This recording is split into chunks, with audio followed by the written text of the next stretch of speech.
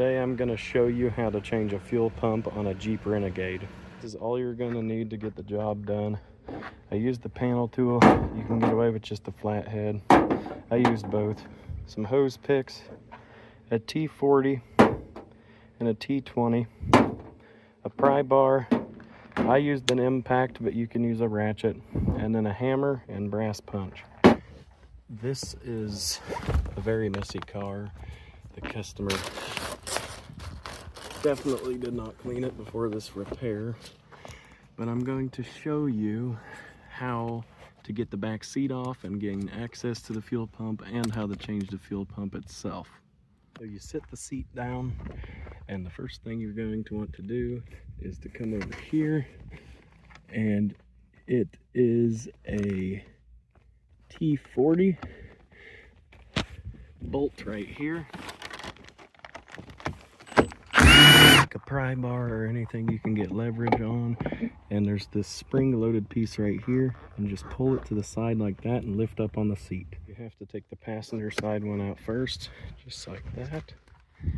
Lift the driver's side seat up out of this notch and set it to the side, and then do the same thing on the driver's side. And there's the driver's side. And this seat will come out with this buckle here, and all you gotta do is just push on this red tab here, push it inwards, and then to get the back side, there is a bolt here and here, minus all the customer shit in the way. Hopefully you don't have to deal with that. And just like that, you can grab onto it and pull it out.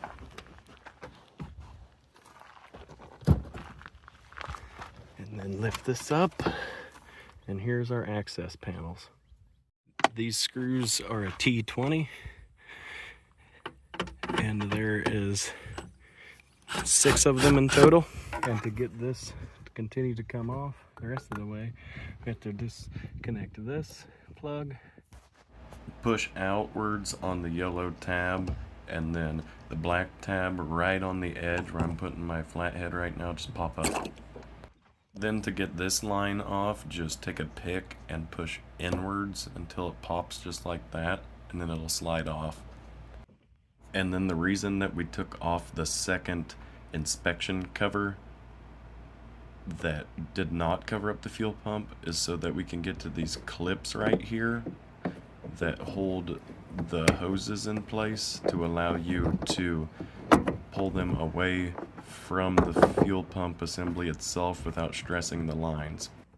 Then take your hose pick on this line and just pop the white tab outwards, and this one will slide up right off as well. Now we are going to take off the fuel line itself, and you want to push outwards on this blue clip just like that and remove it completely. And with that blue tab removed, now take your pick or flathead screwdriver and push inwards on this white piece here, and then it'll pop up. You can pull up. This is the one that's going to squirt fuel at you, so just be careful. My fuel pump is super weak, but you very well could have a bunch of fuel pressure right there, so just be careful. Now we're going to take the lock ring off of the fuel pump itself, and you can either use that brass punch I mentioned at the beginning of the video, or a normal punch, just anything. Just be careful of the fuel pump vapors. I have a specialty tool. It's 20 bucks. It's worth its weight in gold, especially on a recessed area right here where it's hard to reach with a chisel. But anyways, we're going to crack this loose. Just like that. The tool works wonders.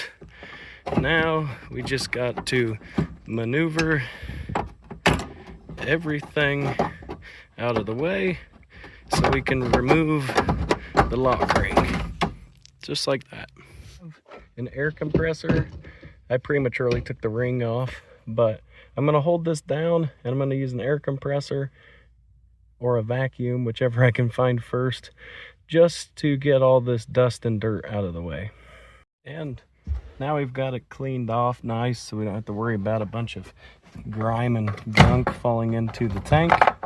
Now we're just going to work the pump out I'm gonna turn the video off so I can use both hands. Okay, there's a bit of a struggle to get the fuel pump up to this point than most, but now we're going to want to take this line here off. What I did to get mine loose was I held on both sides, pushed in on these tabs right here, the thing that's moving, and I stuck a panel clip tool up there and pried like that. Here is the old versus new for me. I wanted to use a Mopar branded one, but the customer's budget would not allow, so we're using a 1A Auto one. They are the only aftermarket one that I could find. Don't do what I just about did and forget to take out your old O-ring. Okay, to get this hose connected back onto it, I pushed the hose all the way to the side of the tank where I couldn't see it, dropped the fuel tank or fuel pump halfway into the tank, and then raised it back up and then pulled it in between just like that. And then it made it super easy to get it reconnected. Don't be afraid to bend it a little bit, because I sure tried not to, and I don't think there's any other way. Got that set down into place. Now we're just going to tighten it. I have to get them completely flush to the edge. It doesn't go that far.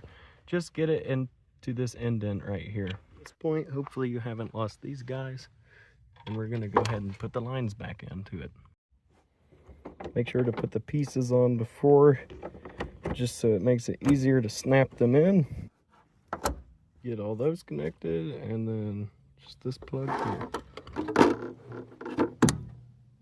Make sure you got everything hooked up. Now we're going to flip this over, put the cover back on. I already did over there.